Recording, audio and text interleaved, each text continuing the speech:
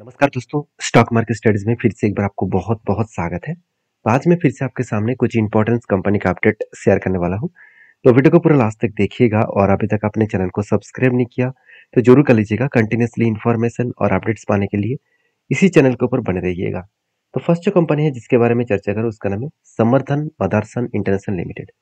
बहुत दिनों से मुझे कुछ दोस्तों ने कमेंट्स किया था, सर इसके ऊपर बहुत दिनों से आपने कोई अपडेट नहीं दिया, तो प्लीज़ एक बार वीडियो बनाकर शेयर करिएगा। आपका क्या व्यू है ज़रूर मुझे शेयर करिएगा। तो फाइनली मेरे जो व्यू है वो मैं आपके साथ शेयर करूंगा। सबसे पहले मैं बता दूं कंपनी का जो क्वार्टरली रिजल्ट है वो जल्द से जल्द आने वाला है। कब आएगा उसका डेट मेंशन यहाँ पे किया गया है 29 ऑफ मई। अभी इस साल के सॉरी इस मंथ में मई मंथ के एंड ऑफ मई मंथ में आपका रिजल्ट देखने को मिल जाएगा। तो फाइनली किस तरीके से रिजल्ट आएगा उसका एक अंदाजा मैं आपको यहाँ पे शेयर कर रहा हूँ। देखिए पिछले सालों के अगर सेल्स के बारे में बात करूँ तो सेल्स का जो आंकड़ा था वो करीबन 78,000 करोड़ के आसपास था। और अभी वो सेल्स का जो मतलब आंकड़ा है वो 94,000 करोड़ के आसपास देखने को मिला। मतलब करंट ईयर में कंपनी का सेल्स बहुत शानदार ग्रोथ हुआ। एक्सपेंस को भी कंपनी कंट्रोल में रखे और उसके साथ साथ कंपनी का जो नेट प्रॉफिट है वो भी 1600 से लेकर 2200 करोड़ तक पहुंच चुके हैं। तो नेट प्रॉफिट से देखा जाए तो नेट प्रॉफिट जो है वो 1600 करोड़ से 2200 करोड़ तक पहुंच चुके हैं। बेस्ट तरीके से कंपनी के यहाँ पे प्रॉफिटेबिलिटी ग्रोथ देखने को मिला। तो नेट प्रॉफिट बेस्ट तरीके से ग्रोथ हुआ। अभी नेट प्रॉफिट का भी ग्रोथ हुआ। अभी उसी बेसिस में कंपनी के ऊपर जो सेल्स का ग्रोथ, कंपनी का प्रॉफिट का ग्रोथ अभी लास्ट ईयर में कंपनी के ऊपर अच्छा खासा हुआ। तो जब कंपनी का प्रॉफिट बढ़े, कंपनी का सेल्स ग्रोथ प्रॉफिट ग्रोथ बढ़ा, तो क्या कंपनी की ग्रोथ रुक जाएगा? बिल्कुल नहीं। कंपनी अप ट्रेंड में जाने की वो कोशिश करेंगे। तो बेसिकली कंपनी का जो मैं चार्ट पैटर्न है यहाँ पे मैं आपके साथ शेयर करूँ तो फाइनली कंपनी का टारगेट यहाँ पे मिल चुके हैं। और टारगेट किस तरीके से मिला वो मैं आपको बता दूं। यहाँ पे देखिए एक पैटर्न्स बना था, कुछ शोल्डर कम हेड कम शोल्डर बना था और फाइनली ब्रेकआउट होने के बाद यहाँ पे कंपनी रिटेस्ट भी किया और उसके बाद देखिए कंपनी धीरे धीरे करके ऊपर गया। तो ऊपर जाने के बाद देखिए कंपनी इजीली टारगेट नहीं दिया, इस लेवल में बहुत दिनों तक होल्ड किया। वो 122 के आसपास इस लेवल को होल्ड किया। मैंने आपको ये भी बताया कि यहाँ पे एक पैटर्न्स बनना है जो डब्ल्यू जैसे पैटर्न्स है और डब्ल्यू जैसे पैटर्न्स को जब भी ब्रेक करेगा वो इजीली टारगेट को अचीव करेंगे। तो फाइनली वो टारगेट को अचीव किया और बेस्ट तरीके से यहाँ पे टारगेट देखने को मिला और शानदार तरीके से यहाँ पे टारगेट अचीव होने के बाद अभी क्या राय है। देखिए अभी फिलहाल के लिए मैंने आपको एक चीज़ों को नोटिस कराया था कि जब भी कोई कंपनी का ट्रेड इस तरीके से बने और उसका टारगेट अगर कंपनी का लाइफ टाइम हाई के नीचे बने तो सोचिएगा वो उस टारगेट होने का चांसेस हमेशा रहेगा। अगर आप मेरा पुराना सब्सक्राइबर है तो आपको पता है मैं इस तरीके से बात हमेशा बोलता रहता हूँ और उसका फाइनल नजरिया आपको यहाँ पे देखने को मिले। फाइनली वो टारगेट को अचीव किया और टारगेट कितने का था? करीबन करीबन 36%। 36% टारगेट और वो भी कितने दिनों में मिला?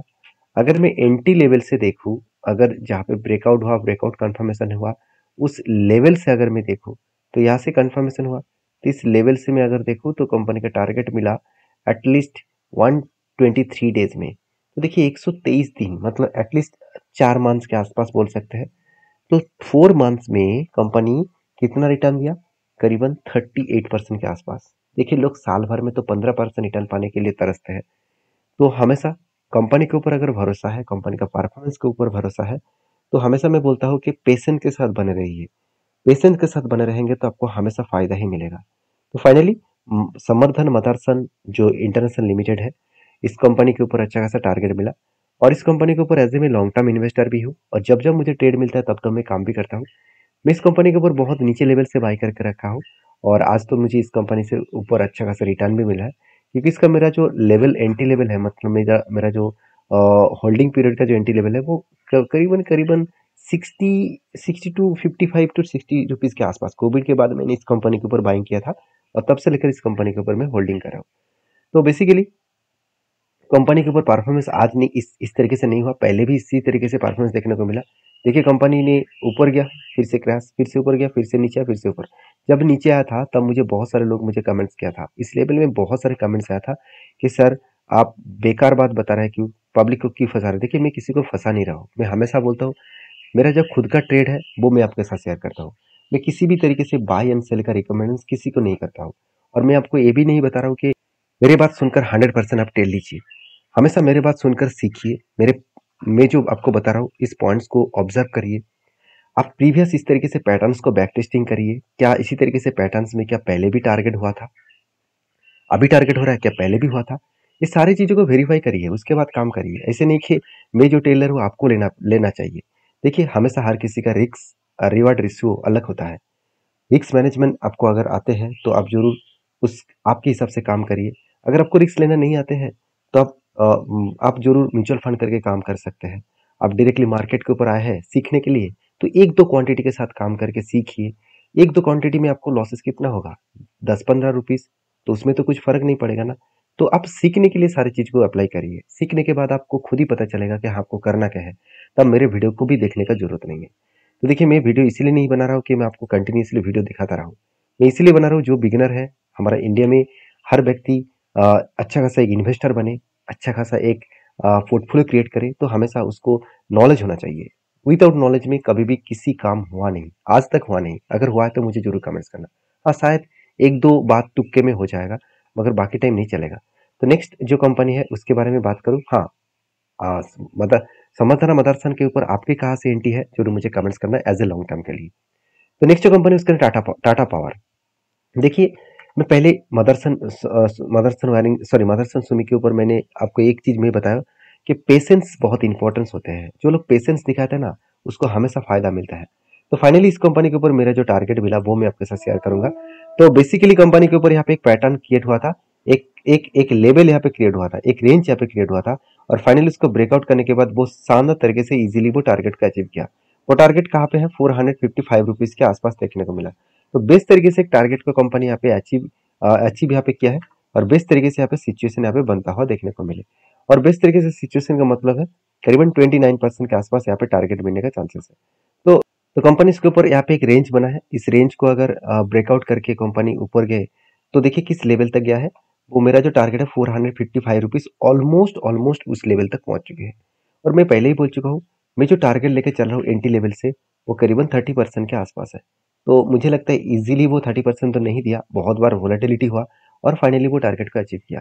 तो देखिए हमेशा आपको पेशेंस के साथ इसीलिए बने रहने के लिए मैं बार बार बोलता हूँ क्योंकि अगर कंपनी के ऊपर अपने सही तरीके से रिसर्च किया कि हाँ चलो कंपनी के रिसर्च में एक बार आपको बता भी देता हूँ। हमेशा आपको क्वार्टर रिजल्ट देखना चाहिए क्योंकि अगर रिजल्ट ठीक ठाक हुआ, रिजल्ट बराबर हो रहा है और एक्सपेंस मिटाने के बाद कंपनी का प्रॉफिट भी एक ही रेंज के ऊपर हो रहा है, तो जो कंपनी इतना बड़ा कर्जा लेने के बाद भी इतना अच्छा खासा काम कर रहा है और उसके साथ साथ इन्वेस्टर भी इस कंपनी के ऊपर बने हुए हैं, तो क्या उस कंपनी के ऊपर वीकनेस दिखेगा? मुझे तो नहीं लगता। कि बाकी इस कंपनी के ऊपर आपके क्या ओपिनियन है जरूर मुझे कमेंट्स करके बता सकते हैं। और बेसिकली इस कंपनी के ऊपर जो टेक्निकली चार्ट पैटर्न है और इसी टेक्निकली चार्ट पैटर्न को इसी बेसिस में मैंने एंट्री लिया क्योंकि कंपनी का परफॉर्मेंस अच्छा हुआ, तो जिसके बेसिस में आज नहीं तो कल वो जरूर ऊपर जाएंगे। तो टाटा पावर के ऊपर लगातार प्रोजेक्ट मिलना और टाटा पावर के ऊपर लगातार ग्रोथ होना ये सबसे बड़ी प्लस पॉइंट है। और टाटा पावर के ऊपर और भी मैं बता दूं कि the project is the first wind solar energy project for the company. मतलब कंपनी विंड जो सोलर पावर प्रोजेक्ट है उसके ऊपर भी कंपनी काम कर रहा है और it's will utilize both wind and solar, दोनों के ऊपर कंपनी काम कर रहा है। दोनों के ऊपर कंपनी फिर से नया प्रोजेक्ट करने वाला है। तो 51 मेगावाट विंड प्रोजेक्ट के ऊपर और बाकी 34 मेगावाट सोलर पावर के ऊपर कंपनी काम करने वाला है।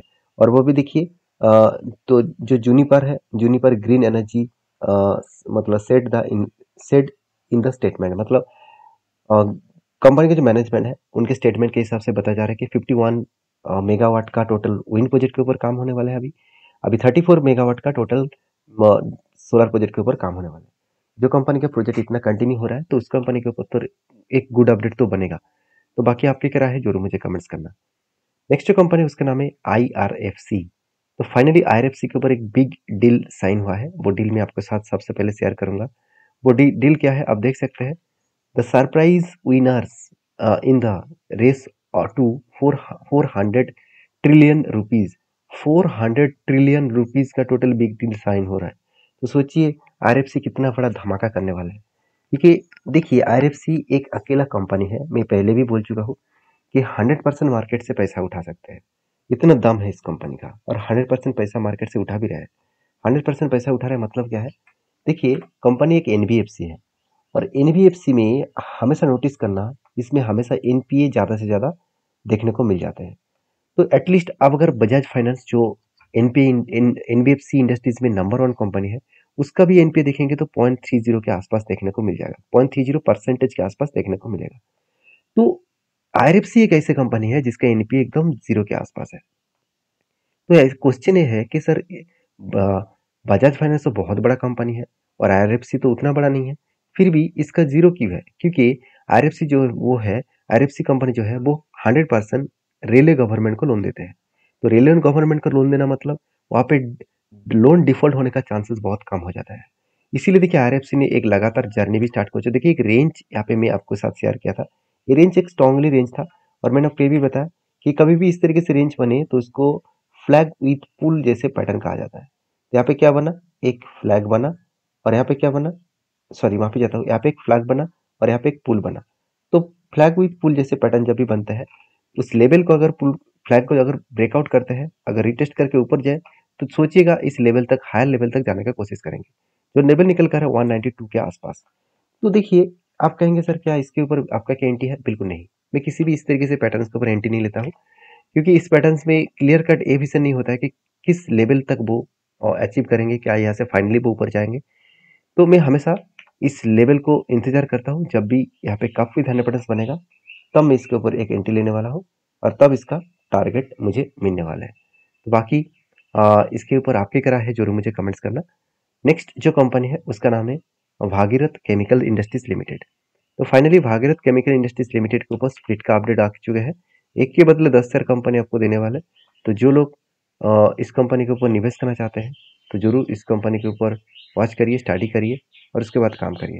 वीडियो में अगर जानकारी अच्छा मिले तो प्लीज़ लाइक भी कर दीजिए। नेक्स्ट वीडियो में, तब तक के लिए धन्यवाद।